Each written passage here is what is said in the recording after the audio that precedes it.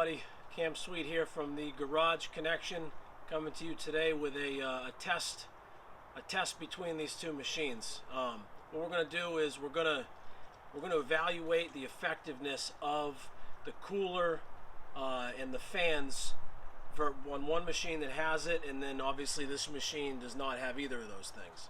So basically what I'm going to do is I'm going to start them up, I'm going to rev the piss out of them, and then I'm just going to ride the relief valve.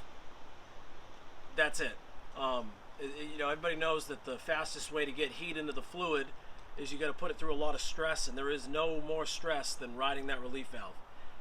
So that's pretty much it. Both of these machines are cold. I drove them from the backyard up here, so you know, whatever amount of heat that can build up, they've got some residual heat. But right now, this fluid looks like it's about 50 degrees. This fluid's saying it's like 70 degrees. And right now it's in the 40s right now here in Virginia.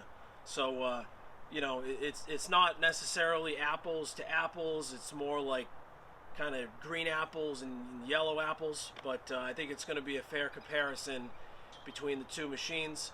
The only real difference between these machines, aside from the fact that this one has the cooler, is that the hydraulic tank in here is located under your feet versus here it's in the engine bay. This one's a little bit smaller, this one's bigger. So it's going to be a very kind of real world, not a laboratory type setting to see what's what.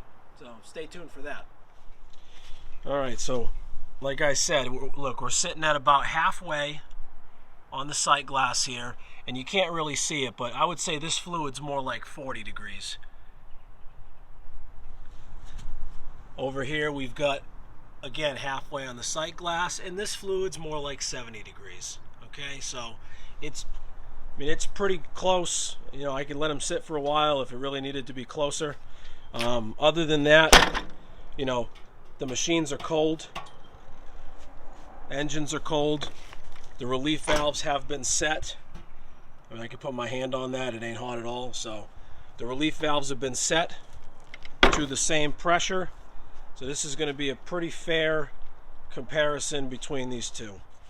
Alright, so what I'm going to do, we're going to use the auxiliary hydraulic function to do the testing, and I'm just going to put a clamp on it. And I'm going to start this one up first because this one has the cooler, so I would expect that this one to do better, so I'm going to let it run longer just to kind of prove a point. So I don't know how to do like the clock thing on the video with like the time stamp, so I'm not using any trickery, YouTube trickery, also because I have no idea how. So real world, let's get it going.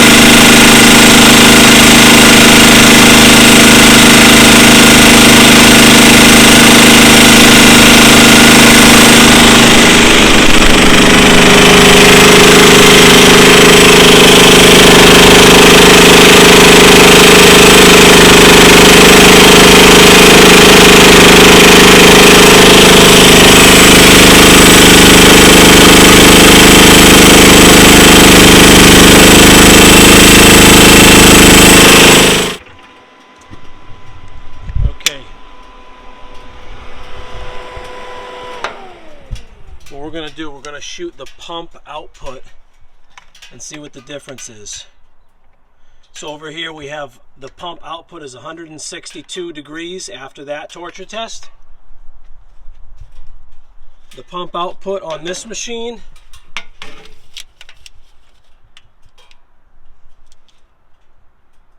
$200, $230, $250, $260. Was it $290? $278. It's the hot $280. So this machine again,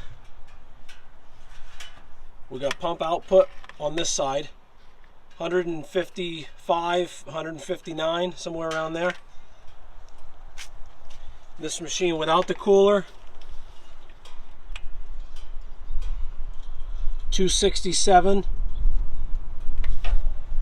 There you go, folks. So that is like only a couple of minutes of sitting there riding the relief valve. We're looking at what, 100-degree difference. Now I'm not saying that this cooler kit's going to allow you to obviously just sit there and ride the relief valve all day long, but you know, the machine that ran longer is 100 degrees cooler through the use of the coil, the cooler kit. Now look, I fully realize that this is obviously not a practical example. You're not going to ride the relief valve endlessly, you know, all day long. But if you go, you know, you're digging in hard dirt or clay or tree roots and stuff like that, there's a good chance you're going to be coming up against the limitations of the machine pretty often. So it's not unrealistic to think that you would spend a significant amount of time at that cracking pressure of the relief valve. For now, that's going to do it in Camp Suite here from the Garage Connection. You stay on those projects.